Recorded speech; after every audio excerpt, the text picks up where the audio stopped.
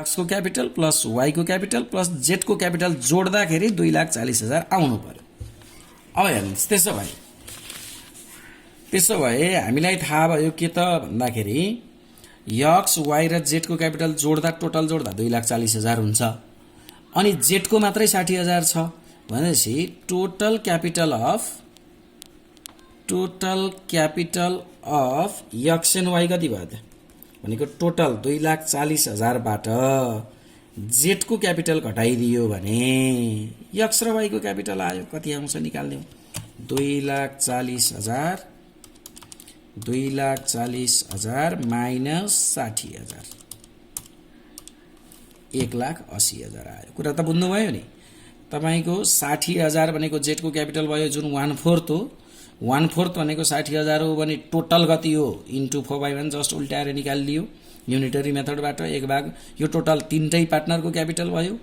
अब यसमा जेडको capital घटाइदिएपछि x र वाईको क्यापिटल आयो 1,80,000।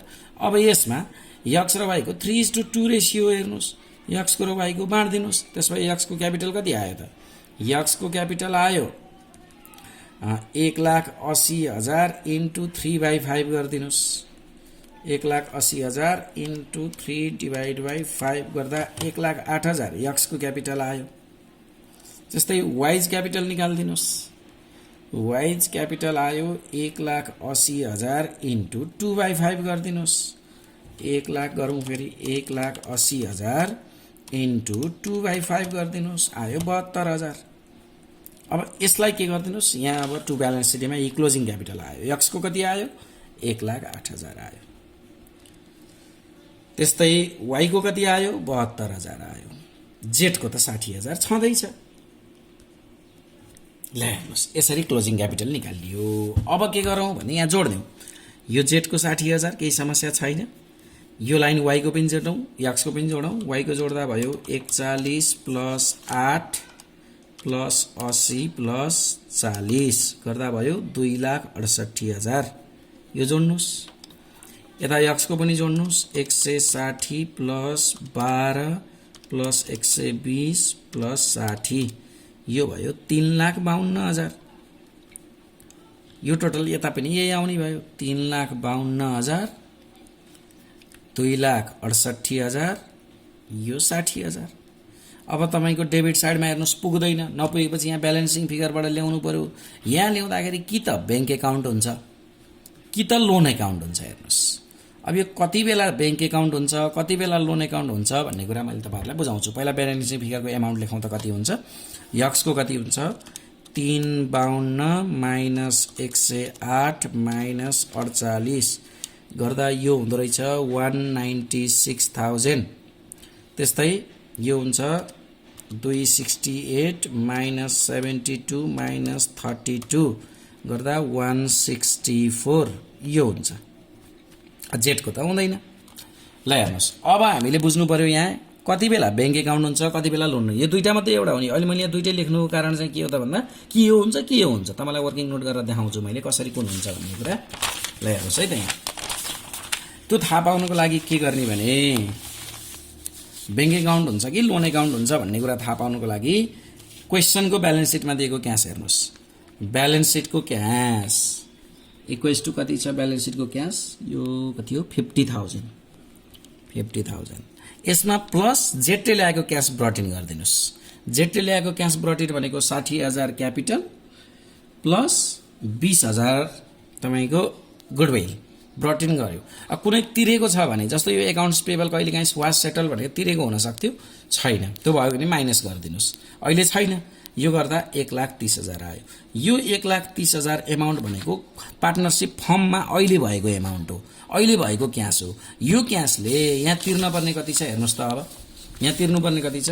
196 र 164,000। 1,30,000 जम्मा हामीसँग पैसा छ। यत्रो धेरै तिर्न छ, सकिन्छ त? सकिँदैन नि त, पुरै तिर्न त सकिएन। नसकिएपछि यहाँ ब्याङ्क एकाउन्ट नलेखेर तपाईको ऋण लिनु पर्यो, लोन एकाउन्ट लेख्नु पर्यो। हेर्नुहोस्, कुरा बुझ्नुभयो नि। अब लोन एकाउन्ट यसरी लेख्नु पर्यो। किन? यहाँ हामीसँग भएको पैसाले यहाँ तिर्न पुगेन, त्यसकारणले गर्दा लोन भयो। यदि हामीसँग यहाँ तिर्न भन्दा हामीसँग धेरै भएको पैसा हुन्थ्यो भने यहाँ ब्याङ्क एकाउन्ट लेख्न सकिन्थ्यो। अब यसरी चाहिँ यहाँ लेख्न सकियो। यसरी पार्टनर्स क्यापिटल एकाउन्ट पनि सकियो। अब रह्यो अन्तिममा बुझ्नुभयो नि पार्टनर्स क्यापिटल अकाउन्ट पज गर्दै पढ्नु होला बुझ्नुहुन्छ सजिलो छ। अब हामीसँग बाँकी रह्यो ब्यालेन्स सिट। ब्यालेन्स सिट गरौँ। ब्यालेन्स सिट गर्नभन्दा अगाडि एउटा कुरा म सम्झाउँ तपाईँलाई मैले फाइनल सेटलमेन्ट रोकाएर राखेको थिएँ अघि जर्नल एन्ट्रिजमा लास्टमा गर्ने पार्टनर्स क्यापिटल अकाउन्ट गरेपछि भनेर। ल अब यहाँ हेर्नुहोस् यसैको लागि हो, यही ब्यालेन्सिङ फिगरबाट के आउँछ भनेर कुरेको हो हामीले चाहिँ यहाँ। अब यहाँ के हुने भयो त भन्दा डेबिट साइडमा X capital account debit, X capital account debit, Y's capital account debit, Y's capital account debit to. अब यहाँ बैंक अकाउन्ट आयो कि लोन अकाउन्ट आयो? अहिले लोन अकाउन्ट आयो, त्यस कारणले गर्दा टू लोन अकाउन्ट।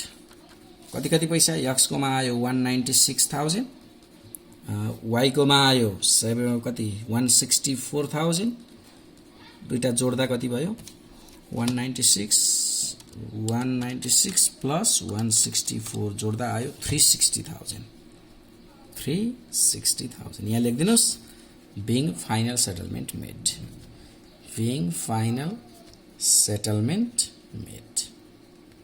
यसैको लागि हामीले कुरेका थियौँ है त। ल अब ब्यालेन्स सिटतिर जाउँ। अब ब्यालेन्स सिटमा जाउँ। ब्यालेन्स सिटको फर्मेट बनाऊ, सजिलो छ, क्वेसनकै ब्यालेन्स सिटको आधारमा बनाइन्छ, त्यही भएर धेरै दुःख छैन है त। क्यापिटल एन्ड लायबिलिटिज ल गरौँ। Liabilities rupees, assets rupees. अब ब्यालेन्स सिट गर्दाखेरि के गरौँ भन्दा क्वेसनकै ब्यालेन्स सिटमा जाउँ। लायबिलिटिजमा हेरौँ, यहाँ छ क्यापिटल। अब यहाँ क्यापिटल लेख्दाखेरि यक्स वाइ जेड पनि थपियो। अब यहाँ क्वेसनको ब्यालेन्स सिट लेख्ने होइन नि, क्वेसनको लेख्ने होइन, नयाँ ब्यालेन्स सिडी गर्दाखेरि हामीले वर्किङ नोटमा निकालेका थियौँ नि ब्यालेन्स सिडीको। हेर्नुहोस् त कति कति आएछ यक्सको 1,08,000, त्यसपछि 72,000 अनि जेटको 60,000 नयाँ आएको लेखेँ। त्यसपछि फेरि हेरौँ, अब जस्तो यहाँ रिजर्भ दिएको छ क्यापिटलभन्दा पछाडि, यो रिजर्भ हामीले ट्रान्सफर गरिसकेका छौँ पार्टनर्स क्यापिटल अकाउन्टमा, अब चाहिएन। ट्रान्सफर गरिसकेको कुरा फेरि चाहिएन। प्रफिट एन्ड लस पनि ट्रान्सफर गरिसकियो, चाहिएन, लेख्ने होइन। अब एकाउन्ट पेबल अहिलेसम्म हामीले केही कुरै भनेकै छैन, हामीले छोकै छैनौँ, युज गरेकै छैनौँ, त्यसलाई जस्ताको तस्तै लेखिदिउँ एकाउन्ट्स पेबल। कति भन्दा 2 लाख। त्यसपछि हेर्नुहोस् अब यहाँ लोन आएको छ, लोन पनि आएको छ हेर्नुहोस्, यो लोनलाई पनि लेखिदिनुहोस्। यक्सको लोन कति आएछ? X loan 196,000। अब बैंक आएको भए यता लोन लेख्नु पर्दैन थियो। यहाँ कति आयो? वाइज लोन, वाइज लोन आयो 164,000। अब यति भइसकेपछि क्यापिटल एन्ड लायबिलिटी साइड सकियो। अब एसेट साइडतिर आउनुहोस्। एसेट साइडमा plant and machinery, plant and machinery. Plant and machinery छ 3 लाख। यसको डेप्रिसिएसन थियो, यसको लेस गर्नुहोस्। डेप्रिसिएसन कति थियो भने 10% थियो। प्लान्ट एन्ड मेसिनरी 10% 30,000 लेस गर्दा यो भयो 270,000। त्यस्तै गरेर अर्को फर्निचर, फर्निचर लेख्नुहोस्। फर्निचर 2 लाख, यसको डेप्रिसिएसन 20% थियो। 20% हामीले निकालेका थियौँ 40,000, यो गर्दा 160,000 आयो। त्यसपछि इन्भेन्ट्री, अहिलेसम्म इन्भेन्ट्रीलाई हामीले कहीँ केही युज गरेका छैनौँ, जस्ताको तस्तै सार्दिउँ। इन्भेन्ट्रीको भ्यालु छ 150,000 जस्ताको तस्तै, किनभने कहीँ केही युज भएन यो। एकाउन्ट रिसिभेबल, एकाउन्ट रिसिभेबलको चाहिँ हामीले प्रोभिजन क्रिएट गर्ने भनेका थियौँ, त्यो प्रोभिजनलाई घटाएर राखिदिउँ। Account receivable 1 lakh minus provision, provision for doubtful dept, doubtful डेप्ट कति 10,000, त्यो घटाएर राख्दा यहाँ भयो 90,000। त्यसपछि क्यासेट ब्याङ्क। अब हेर्नुहोस् है, क्यासेट ब्याङ्क लेख्दाखेरि चाहिँ कुरो बुझ्नुपर्ने हुन्छ नि। क्यासेट ब्याङ्क लेख्दाखेरि अघि हामीले कति निकाल्यौँ? ब्यालेन्स सिटको क्यास प्लस ब्रटिङ गरेको क्यास 130,000, तिरेको कुनै पनि छैन, त्यसकारणले त्यही 130,000 यही भयो। ब्यालेन्स सिट सकियो। अब जोडिदिउँ, टोटल बराबर आउँछ टोटल जोड्दिउँ एसेट साइडमा भयो 270 plus 160 plus 150 plus 90 plus 130 equals to 8 lakh liability साइडतिर नि जोड्नुस् लायबिलिटी साइडतिर नि 108,000 plus 72,000 plus 60,000 plus 200,000 plus 196,000 plus 164,000 गर्दा यो पनि आयो 8 लाख। यसरी हाम्रो ब्यालेन्स सिट पनि सकियो। यसरी हामीले के गर्यौं भने जर्नल एन्ट्रिज बनायौं, पार्टनर्स क्यापिटल एकाउन्ट बनायौं, ब्यालेन्स सिट पनि बनायौं। यो ब्यालेन्स सिट चाहिँ आफ्टर एडमिसन हो, नयाँ पार्टनर आइसकेपछिको हो। अब यसमा कहिलेकाहीँ रिभ्यालुएसन एकाउन्ट पनि बनाउन सोध्छ, त्यो बनायो भने म अर्को क्वेशन गर्दा सिकाउने छु यस्तै क्वेशनमा। आजको क्लासलाई यति नै गरौँ। फेरि यो राम्रोसँग पढ्नु होला, एकदमै इम्पोर्टेन्ट छ यो एक्जामको लागि। फेरि एक्जाम ओरिएन्टेड अर्को क्वेशन फेरि म अर्को भिडियोमा लिएर आउने छु। त्यतिन्जेलको लागि यो पढ्दै गर्नु होला। यो च्यानललाई लाइक र सब्स्क्राइब पनि गर्नु होला। धन्यवाद।